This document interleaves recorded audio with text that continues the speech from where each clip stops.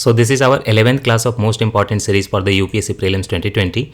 Till now we have completed 10 lectures, and in 10 lectures first of all we started for the topics ranks, indices and reports. We completed for the 3 months, March to May, and then we went to art and culture, again completed for the month of March to May. Then we moved to economy section, and in economy section we have already completed 2 lectures in which we have completed 9 topics from the month of March. In our next lecture, I told you that one topic was remaining. We completed only 4. One topic was remaining. So first of all, we will start with that topic, and then we will go to April month economy section. So this was the topic left to complete. Taxing global technology companies. What are global technology companies? Facebook, Amazon, all those companies are global technology companies, and headquarter is situated outside India. Okay, and the revenue is generated inside India.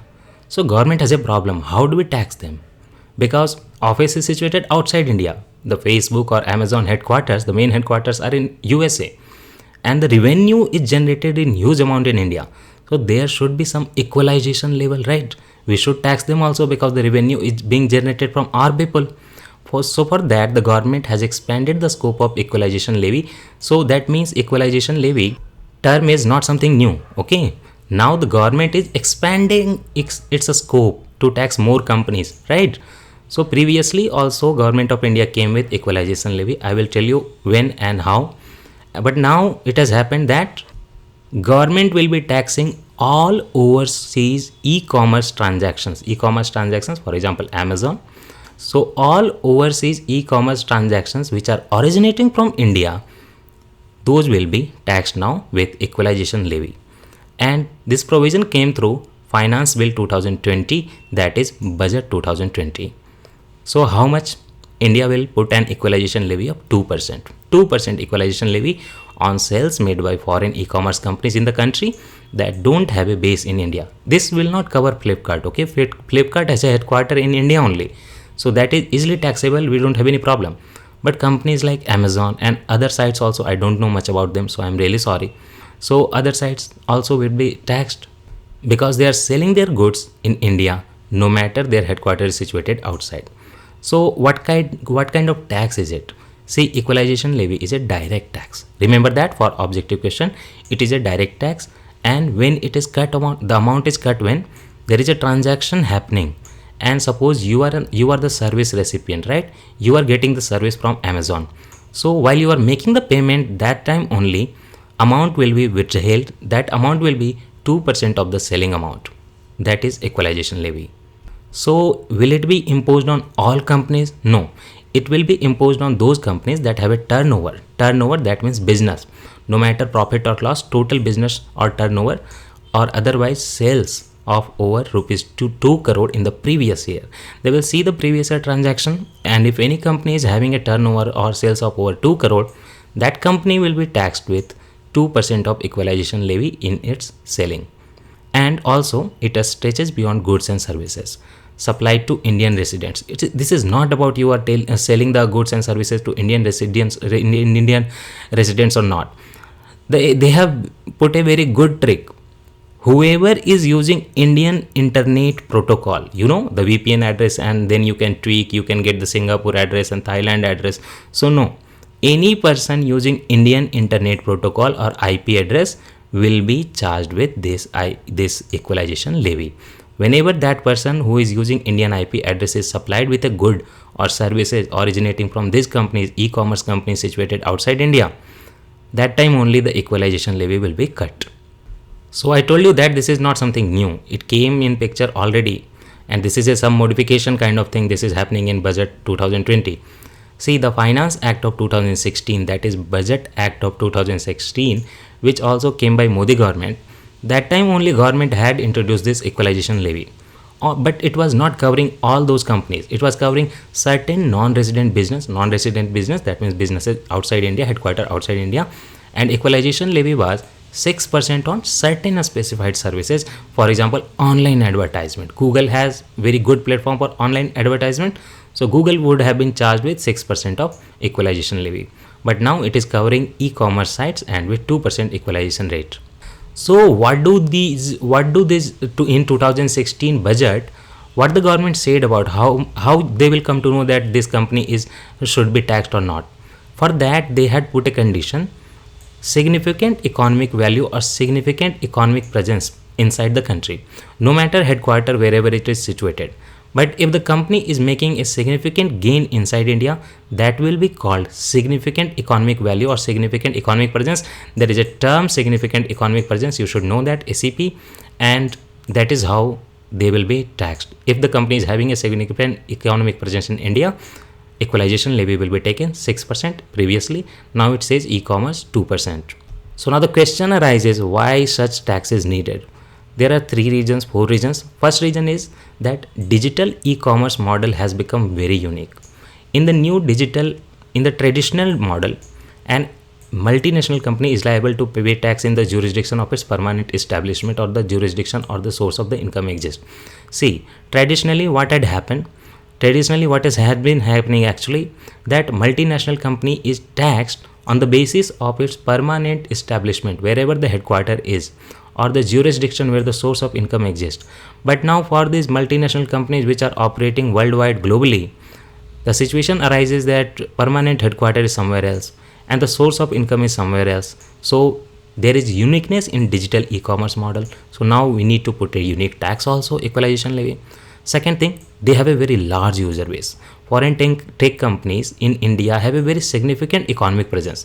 So suppose 5 people were buying something from Amazon from India, that would not have been a matter for the government, and government might not have taxed them. But they have a significant economic presence, very large user base in India. So why do we let go of that revenue? So that is why revenue generation is third point. It is being hoped that ये माना जा रहा है कि equalization levy, if we put it, then it will generate almost $100 billion of revenue from global taxes from these companies. So is India the first company to do so? No, there are various countries. First country to do so. No, see, there are various countries which have already come up with some plan. For example, take for example Australia. In Australia also there is a proposal of turnover tax, and they will call it digital services tax. Whether the multinational company is operating in advertising space or trading platform or transmission of data collected about its users also, then in all conditions Australia is proposing that they will put a turnover tax and they will call it digital services tax. New Zealand, see, you will think that they might also be having headquarters, so why do they are up to this digital tax? No, Australia, country like Australia are agriculture based economy. They do not have some high tech companies, right? They do not have Amazon like companies, so they need this. So they need this equalization levy. What about New Zealand? New Zealand has a particular term is only the Amazon tax, and that will be put on books and goods bought online, but that is also proposal. Uganda has tax on social media wherein users of WhatsApp, Twitter, Facebook will pay a fee. So if you are in Uganda and you are using WhatsApp, Twitter or Facebook, you will be taxed. OECD, Organization of Economic Cooperation and Development Countries. I told you about this OECD in the previous lecture. You can revise that. That OECD has also come up with an action plan 1. And action plan 1 is called addressing the tax challenges of the digital economy as is part of base erosion and profit shifting. I already told you this BEPS project of OECD. So the company having economic presence somewhere, headquarters somewhere, this leads to base erosion. That means number of incidences of tax, those are not taxed. So that is called base erosion. The base narrows down of the taxable people or taxable incidences. And also profit shift from one country's boundary to another country. So that is how OECD came with the BEPS project. And inside the BEPS project, you can see very obviously we must address the digital economy problems also, because digital economy problem, the taxing problem in digital economy is very much similar to this base erosion and profit shifting. And in fact, it can be said that digital economy tax evasion or avoidance is a part of base erosion and profit shifting only. France also came up with this GAFA tax, Google, Apple, Facebook, Amazon tax. Okay, this is very much in news. You should remember that. GAFA is Google, Apple, Facebook, Amazon tax. This term is an abbreviation, but the main purpose is that on large technology companies which are having annual global revenue inside the France, very much global revenue inside the France, they will be taxed with this GAFA tax. So this is how our March month economy section ends. Now in this lecture only we will start with April and we will see some topics. So March month economic section is completed. Now let us start with April month economy section. First topic is wage and means advances or allowance. What is that? WMA.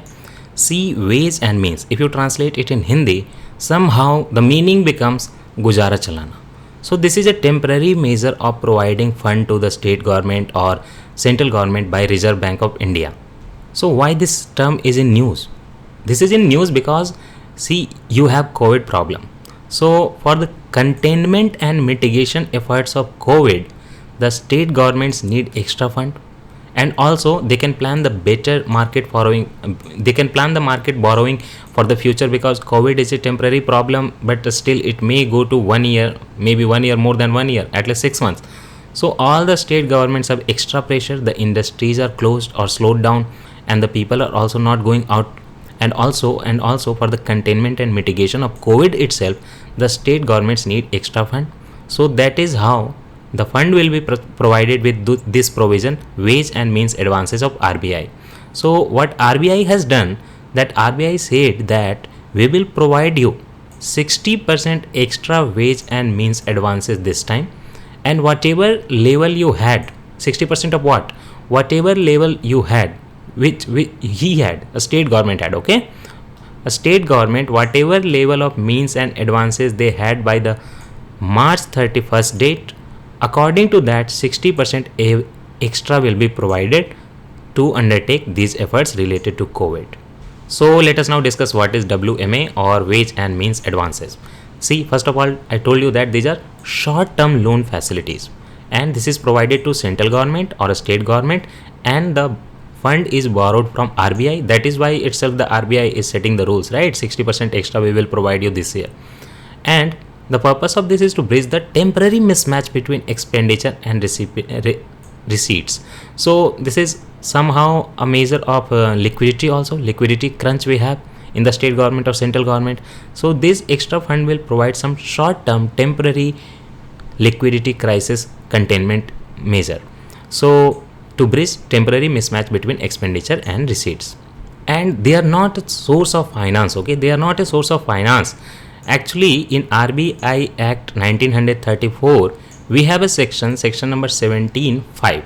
Section number 17(5) says that central bank or RBI can provide to the center or a state governments a fund which should be repayable within 3 months, not later than 3 months from the date of making the advances. So within 3 months, the state government or central government has to pay it back to the RBI, and this provision is present in section 17(5) of the RBI Act 1934. When did this provision come? Before this provision come, we had ad hoc matlab temporary treasury bills to finance the central government deficit. Okay, this was 4 decades after independence. We had treasury bills to finance the central government deficit. In 1997, RBI, or you can say central government, came with this WMA scheme. April 1 financial year 1997 it was started, and it replaced the provision of treasury bills to finance the central government deficit. Now for financing the deficit temporarily for 3 months, central government or state government, we have WMA scheme which came in 1997. So suppose even the WMA limit is exhausted and the government needs some extra funds. So what do they do? When the WMA limit is crossed, then the government can go through this overdraft scheme. And in overdraft scheme, there is a provision that overdrafting will be allowed only for 10 consecutive days from which this starts. This overdraft starts, and this will continue only for 10 consecutive working days. Okay. And also the interest rate on overdrafts is very high. That is 2% more than the repo rate of the Reserve Bank of India. This wage and means advances are also of 2 types, normal and special. Before telling about the normal one, hear about the special one. A special wage and means advances are also known as a special drawing facility. They are provided against a collateral. That collateral is government securities. So suppose a state government is holding some government securities.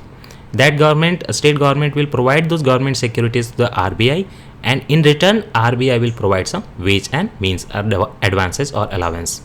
And after that limit under a special drawing facility or a special WMA is exhausted, then the state government can borrow through normal WMA. That is the difference between a special WMA and normal WMA. And what is the interest rate in a special WMA? This is 1% less than the SDF. And what is interest rate in overdraft? That is 2% more than the repo rate, only for the 10 consecutive days. And a special drawing facility and everything is for 3 months. So RBI must be also determining that how much we can give in WMA to which government, which state government, how much we can spend to them. See, that determination is done by 3-year average of actual revenue and capital expenditure of that particular state, which is going for WMA scheme from the RBI.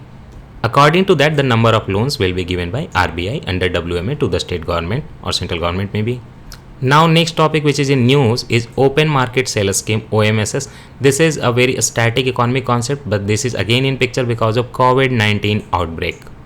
See, generally if a particular NGO or charitable organization for doing some welfare work has to take some grains from Food Corporation of India, that company or NGO or charitable organization has to go through e-auction process.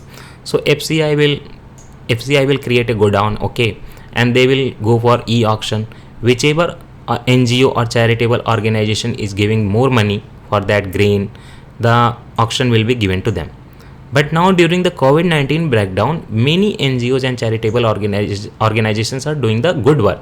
They are playing an important role and providing cooked food to thousands of poor laborers and migrants and the needy people, okay, nationwide during the lockdown. So government came with this very beautiful, very good scheme, and they directed Food Corporation of India that please provide wheat and rice to these very good NGOs and charitable organization at open market sale scheme rates. Okay, government has a open market sale scheme, so according to that rate, open market sale scheme rate, you provide wheat and grain to these NGOs and charitable organization which are helping poor and needy during the COVID-19 outbreak.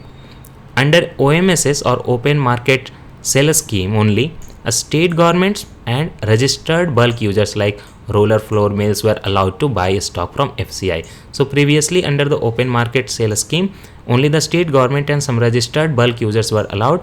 Now these NGOs and charitable organization can also get the wheat and rice through this rate, open market sale scheme rates. So now let us discuss what is open market sale scheme. It refers to selling of food grains by government or government agencies at a predetermined price in the open market from time to time, and this is to enhance the supply of grains, especially during lean season. Okay, when grains are not present, then the supply will be done through this OMSS scheme, and that will moderate the open market prices, especially in the deficit regions. Okay, to present form of OMSS comprises 3 schemes. Under the OMSS, in the present form, we have 3 schemes: sale of wheat to bulk consumers of private traders, that is through e-auction; sale of wheat to bulk consumers of private traders through e-auction, again by dedicated movement; and sale of raw rice grade A bulk consumers or private traders through e-auction. Everything was through e-auction, but now NGOs and charitable organization will be provided through open market selling scheme rates. So when we have talked about Food Corporation of India, so we should also know about that Food Corporation of India is a public sector undertaking. This is a PSU under the central government, and under the central government it is present in Department of Food and Public Distribution, and that Department of Food and Public Distribution is present in Ministry of Consumer Affairs, Food and Public Distribution. Can you tell me in the comment section, is there any other department under Ministry of Consumer Affairs and Food and Public Distribution? And if it is present, then can you please tell the name of that department? And also you should know that FCI was created by an act of the Parliament in 1965, so that makes Food Corporation of India one statutory body, and the act was Food Corporations Act 1964. This was created during a crisis. There was a major shortage of grains, especially wheat, so that is to provide poor and needy. This FCI was created to provide people wheat at cheaper rates. So when you are providing wheat and other grains in cheap rate to people, so obviously the farmers will be not very happy, right? So for that, to moderate the prices and to give some prices, good prices to farmers also, that is called to recommend remunerative prices, so that they can, remunerative price means to make profit, okay, that some minimum level of profit is made by farmers. For that we created one commission. Commission for Agricultural Cost and Prices CACP in 1965, and that commission only recommends the remunerative prices to farmers. Okay, but the final decision how much remunerative price will be, how much minimum price will be, that is taken by Cabinet Committee on Economic Affairs. Now let us talk about Atal Innovation Mission. Why this is in news? Because recently during COVID-19 breakdown, various initiatives have been launched by Atal Innovation Mission, or you can say various initiatives are launched under Atal Innovation Mission AIM. So Atal Innovation Mission is a government of India's Niti Aayog, actually Niti Aayog's flagship initiative, and that promotes a culture of innovation and entrepreneurship in the country. And particularly this Atal Innovation Mission focuses a lot on schools to create innovation and entrepreneurship culture among students from the beginning itself. This Atal Innovation Mission has a very good component, very famous component, popular component, that is Atal Tinkering Labs, ATLs. What is that? Vision of Atal Tinkering Lab is to cultivate 1 million, 10 lakh children in India who are neoteric innovators, new societies innovators. Atal Innovation Mission is establishing Atal Tinkering Laboratories in schools. I told you the focus is on schools. So Atal Innovation Mission under its Atal Tinkering Labs is creating so many labs in schools across India, and those labs are known as Atal Tinkering Laboratories or labs, and the vision of those labs is to cultivate 1 million children who are innovators. This will generate curiosity, creativity and imagination in the young minds, and also provide them a skills and design mindset, and also it will lead to computational thinking, adaptive learning and physical computing also. So does the Niti Aayog or government provide some financial support? Yes. This Atal Innovation Mission for Atal Tinkering Labs provides a grant in aid fund. For one-time establishment of the lab, the fund provided is 10 lakh rupees. And then the operations start. So for operation also we need to provide expenses. So that expenses rupees 10 lakh, but for a maximum period of 5 years to each ATL, and after that 5 years fund will not be provided. It is supposed that those labs will become sustainable. Eligibility, not all classes, right? Not all classes. A school's minimum grade should be 6 to 10, and that should be managed by government, local bodies, private trust or society also can set up ATL. Geographical criteria also, that a school should provide at least 1500 square feet to build that space for Atal Tinkering Lab. And for northeast or Himalayan states and island states and union territories also, that requirement is 1000 square feet to build the ATL lab. So after understanding totally what is Atal Innovation Mission, what is Atal Tinkering Lab, which ministry or Niti Aayog is responsible for this, now let us study which schemes it has come up with during the COVID-19 breakdown or crisis. First one is Tinker from Home campaign, because children are not going to school, but still we need to inculcate the culture of innovation and thinking. So we have started this scheme, Tinker from Home campaign. In the light of current situation, ATL program has launched Tinker from Home campaign, so that in our country access to useful, easy to learn online resources is provided to the children, okay, to keep them fruitfully occupied, otherwise they will play around and do some naughty work. Objective of this scheme is to harness creativity and innovativeness in children by encouraging learning through self-initiation and online learning during COVID-19 breakdown. And its parts are CollabCAD, game development modules. So we need to know about CollabCAD and game development module also. So first of all, let's learn about what is game development module. This is launched by AIM, Atal Innovation Mission, but in partnership with Dell Technology Private Company and Learning Skills Foundation, one NGO probably. This is an online platform. Where students will be able to create their own games, and also they will be able to share it with others, and that envisages students transition from game players to game makers. Innovation happening, okay? Don't play game inside your house, just create games for yourself and for your friends. That is an innovativeness. So that is the game development module. Second one is CollabCAD. What is CollabCAD? CAD is computer aided designing, okay? Using computer you design something. This is a very technical term in software industry. So it is a collaborative network, computer enabled software system, and providing a total engineering solution from 2D drafting, designing, 2D drafting, detailing to 3D product design. These things the students will start doing from 6th class to 10th class. This will also lead to creation and modification of 3D designs. The government and industries can also benefit with free flow of creativity and imagination starting from the home itself. The software would also enable students to create data across the network and concurrently access the same design data for storage and visualization for other people also. Now let us come to our next economy topic, which is spatial drawing rights or SDRs. See, spatial drawing rights. We will come to know what is the news, but first we need to know about the SDR or spatial drawing right. This is an international reserve asset kept with International Monetary Fund. International Monetary Fund in 1969 to supplement its member countries, which are almost 189 countries, created one official reserve that is known as a spatial drawing right. But does it have equality? No. Different countries have different rights, different percentage. So anyhow, anytime the allocation is happening, money will go to more countries in a larger amount, and some countries will get the very less amount. That proportion is determined before the allocation itself. This is not a level playing or equal playing field. India won't get the same money as USA is getting or France is getting. Every country gets the different amount because it is a special drawing rights. Every country has different amount of drawing rights from this official reserve of the IMF created in 1969.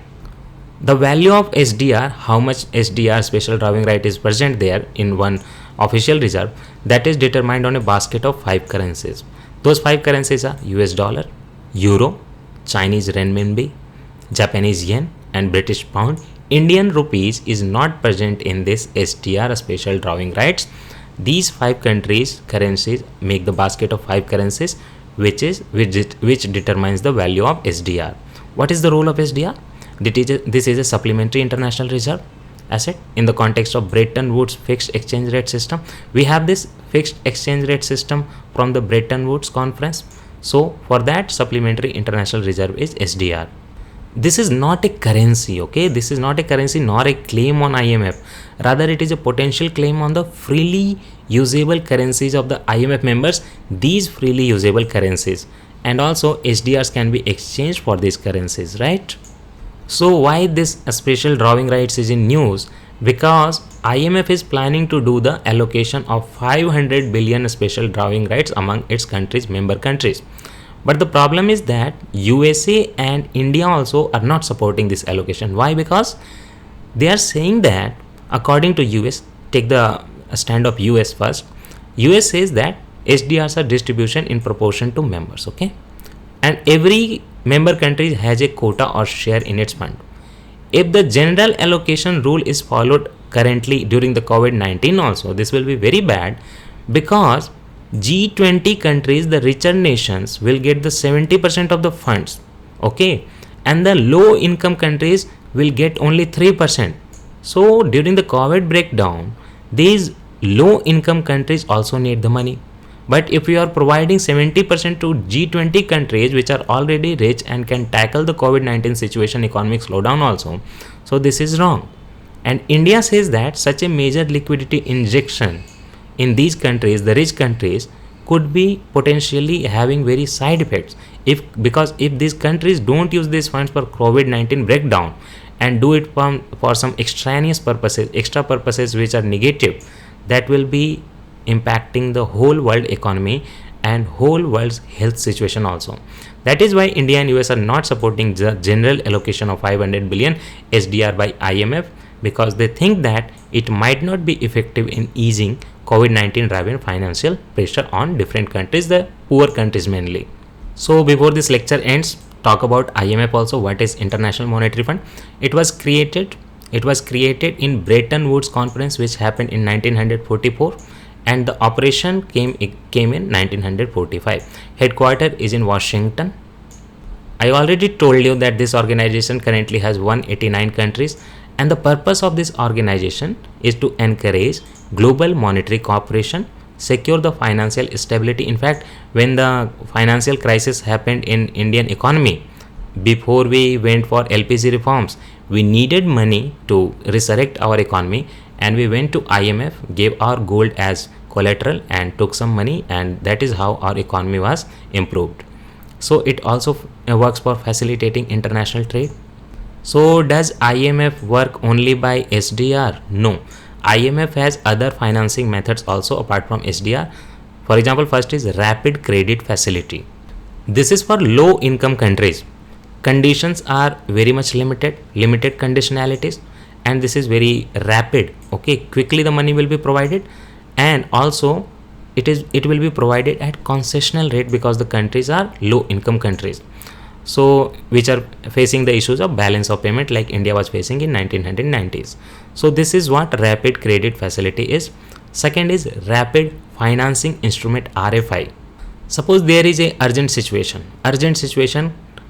and to deal with that situation, urgent needs, for example commodity price shock, natural disasters, conflicts, violence, for that this IMF will provide rapid financing instrument.